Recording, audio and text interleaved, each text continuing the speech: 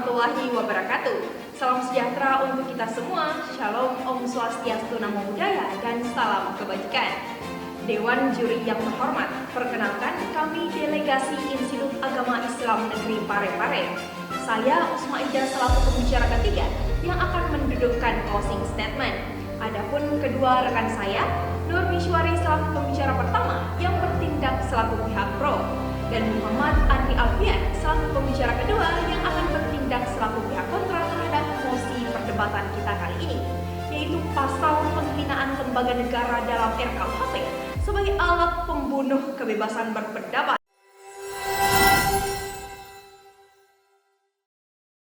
When injustice becomes law, resistance becomes duty. Ketika ketidakadilan menjadi hukum, maka perlawanan menjadi kewajiban. Thomas Jefferson. Assalamualaikum warahmatullahi wabarakatuh. Salam sejahtera untuk kita semua. Shalom, Om Swastiastu, Namo Buddhaya, dan salam kebajikan. Dewan Juri yang terhormat, terdapat 3 poin argumentasi yang mendukung persetujuan saya terhadap mosi perdebatan kita kali ini, yaitu yang pertama, pasal penghinaan lembaga negara berpotensi menjadi alat pembunuh kebebasan berpendapat karena bersifat multitafsir.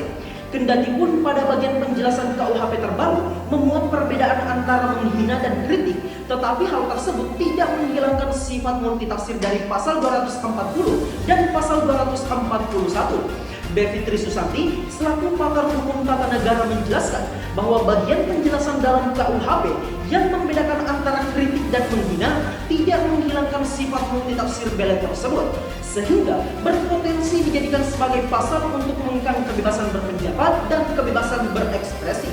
Sifat multitafsir pasal tersebut diperparah oleh ketiadaan bentuk dan limitasi yang jelas mengenai kualifikasi tindakan menghina, sehingga saya mempertanyakan, pertama, apa yang menjadi parameter untuk menentukan perbuatan merendahkan atau merusak kehormatan dan citra pemerintah dan atau lembaga negara? Dan kedua, apa yang menjadi standarisasi menista dan menfitnah? Kedua pertanyaan mendasar tersebut tidak mampu dijawab dalam penjelasan KUHP. Oleh karena itu, ketiadaan kepastian hukum dalam peraturan pasal penghinaan lembaga negara rentan disalahgunakan untuk mematikan kebebasan berpendapat.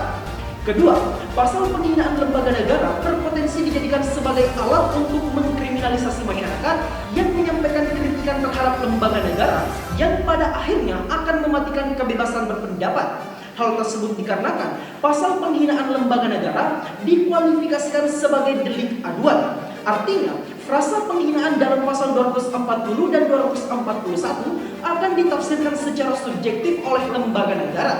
Tafsir subjektif tersebut diperparah oleh ketiadaan kepastian hukum secara konkret dan jelas mengenai bentuk penghinaan pada bagian penjelasan KUHP.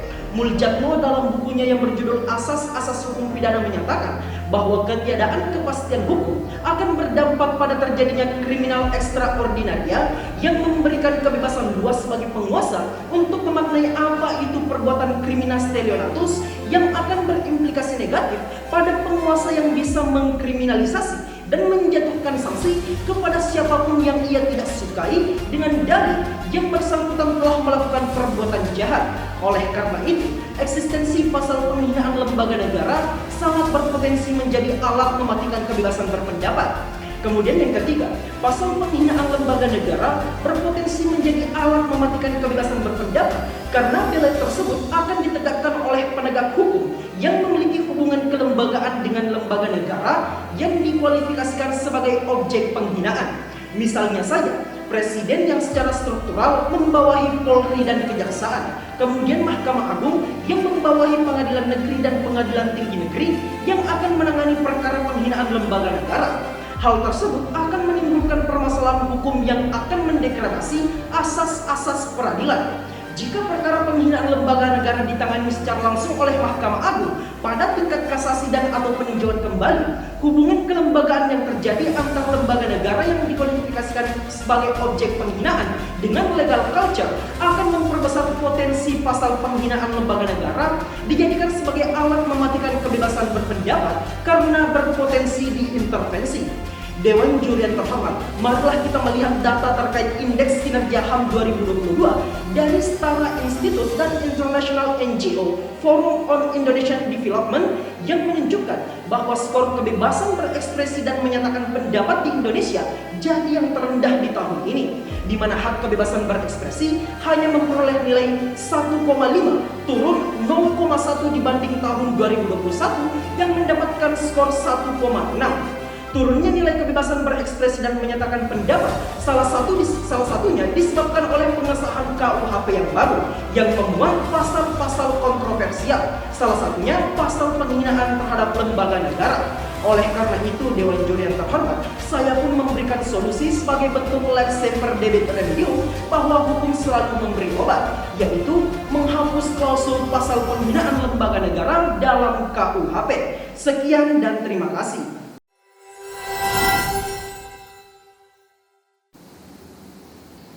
Law is order, and good law is good order. Hukum adalah ketertiban, dan hukum yang baik adalah ketertiban yang baik. Aristoteles. Assalamualaikum warahmatullahi wabarakatuh. Salam sejahtera untuk kita semua. Shalom, Om Swastiastu, Namo Buddhaya, dan salam kebajikan. Dewan Juri yang terhormat, salah satu alasan pasal penghinaan lembaga negara dalam KUHP dinilai sebagai alat pembunuh kebebasan berpendapat karena materi muatannya yang dinilai multitafsir sehingga berpotensi disalahgunakan. Dewan Juri yang terhormat, marilah kita menilik bagian penjelasan pasal 240 KUHP terbaru yang memuat standarisasi dan limitasi antara menghina dan kritik. Dalam penjelasan Akuo menyatakan bahwa yang dimaksud dengan menghina adalah perbuatan yang merendahkan atau merusak kehormatan atau citra pemerintah atau lembaga negara, termasuk menista atau memfitnah. Bahkan dalam penjelasan tersebut membedakan antara menghina dengan kritik yang merupakan hak berekspresi dan hak berdemokrasi. Misalnya melalui unjuk rasa atau menyampaikan pendapat yang berbeda dengan kebijakan pemerintah atau lembaga negara sebagai bentuk pengawasan, koreksi, dan saran terhadap hal-hal yang berkaitan dengan kepentingan masyarakat.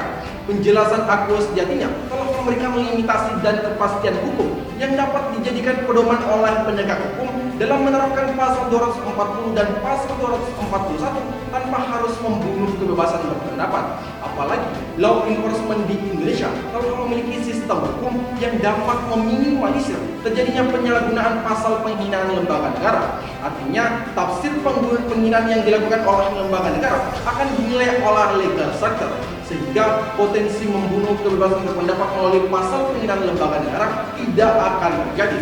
Selain itu, Dewan Juri yang terhormat, kehadiran pasal penghinaan lembaga negara dalam KUHP tidak bertujuan untuk membunuh kebebasan berpendapat, akan tetapi bertujuan untuk menciptakan iklim demokrasi yang sehat sesuai dengan standarisasi etika dan moral.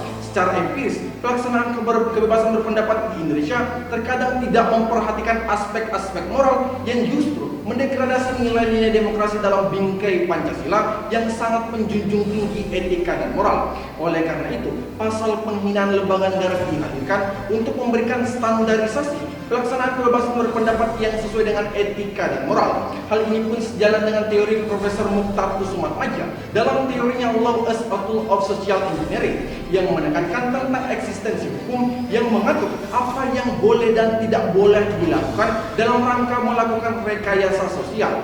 Oleh karena itu, eksistensi pasal penghinaan lembaga negara harus dipandang sebagai belit untuk membatasi kebebasan berpendapat secara profesional dan proporsional, bukan justru menjustifikasinya sebagai alat pembunuh kebebasan berpendapat. Kemudian Dewan Juri yang terhormat, saya pun sangat memahami bahwa kebebasan berpendapat merupakan constitutional rights sebagaimana yang telah dijamin dalam pasal 28 dan pasal 28E ayat 3 Undang-Undang Dasar NRI 1945. Akan tetapi, jika kita menggunakan penafsiran sistematis, ketentuan Akuo dapat dibatasi menggunakan instrumen pasal 28J ayat 2 Undang-Undang Dasar NRI 1945 yang pada intinya menekankan bahwa dalam menjalankan hak dan kebebasan termasuk kebebasan berpendapat dapat dibatasi melalui undang-undang dengan beberapa pertimbangan. Salah satunya adalah pertimbangan moral. Orientasi pertimbangan moral dalam hal ini saya limitasi pada dua hal, yakni yang pertama untuk menjaga harkat dan martabat lembaga negara sebagai personifikasi negara dan representasi negara, dan yang kedua untuk memberikan batasan dalam pelaksanaan kebebasan berpendapat, karena kebebasan yang sebebas-bebasnya adalah anarki. Oleh karena itu, pasal penghinaan lembaga negara harus dipandang sebagai bentuk manifestasi atas pembatasan hak kebebasan berpendapat untuk mewujudkan keadilan, kepastian, dan kemanfaatan hukum dalam pelaksanaan sistem demokrasi, bukan justru dipandang sebagai alat pembunuh kebebasan berpendapat. Berdasarkan beberapa argumentasi yang telah saya konstruksikan, maka saya pun memberikan rekomendasi, yakni yang pertama, mempertahankan eksistensi klausul pasal penghinaan lembaga negara dalam KUHP. Yang kedua, legal culture, mengedepankan upaya restoratif justice dalam law enforcement pasal penghinaan lembaga negara. Dan yang ketiga, melakukan sosialisasi untuk mengedukasi masyarakat tentang batasan pelaksanaan kebebasan berpendapat dan urgensitas eksistensi pasal penghinaan lembaga negara. Sekian dan terima kasih.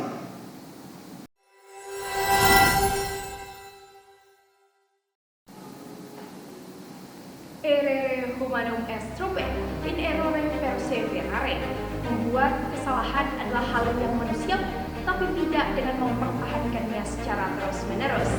Dewan juri yang terhormat, tibalah kita pada penghujung perdebatan kita kali ini, di mana pihak pro maupun pihak kontra telah menunjukkan justifikasi persetujuan dan penolakan mereka terhadap fungsi pasal penghinaan lembaga negara dalam RKUHP sebagai alat pembunuh kebebasan berpendapat, di mana pihak pro mendasari persetujuannya dengan 3 argumentasi utama.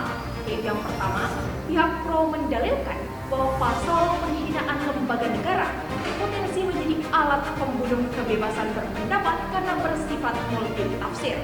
Hal tersebut dikarenakan baginya penjelasan KUHP tidak memuat limitasi dan bentuk konkret antara menghina dan kritik sehingga berpotensi disalahgunakan. Kemudian yang kedua, pihak pro juga mendalilkan bahwa pasal penghinaan lembaga negara berpotensi dijadikan sebagai alat untuk mengkriminalisasi masyarakat yang menyampaikan kritikan terhadap lembaga negara, yang pada akhirnya akan mematikan kebebasan berpendapat. Konsekuensi tersebut disebabkan oleh tafsir penghinaan bersifat subjektif dari lembaga negara.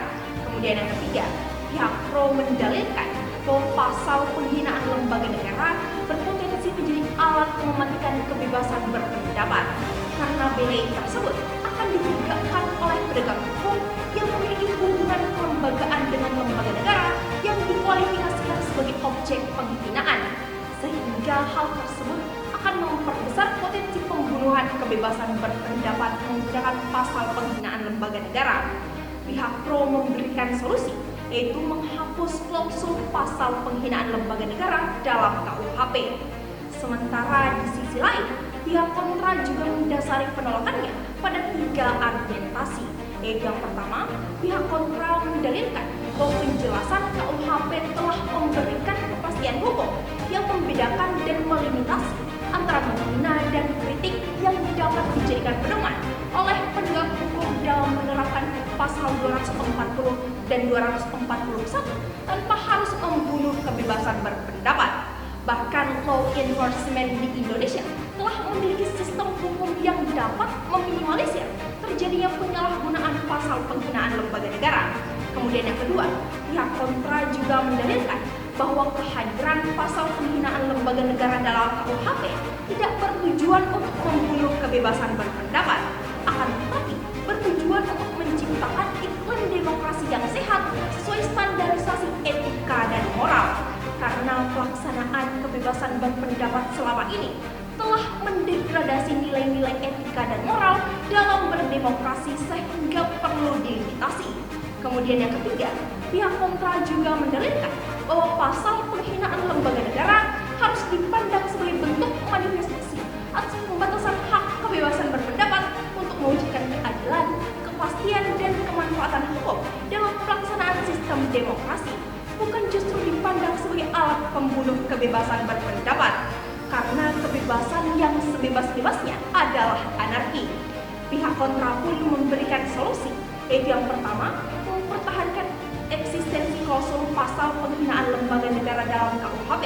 Kedua, legal culture mengedepankan upaya restoratif justice dalam law enforcement pasal penghinaan lembaga negara. Dan yang ketiga, melakukan sosialisasi untuk mengedukasi masyarakat tentang batasan pelaksanaan kebebasan kebebasan berpendapat dan urgensitas eksistensi pasal penghinaan lembaga negara.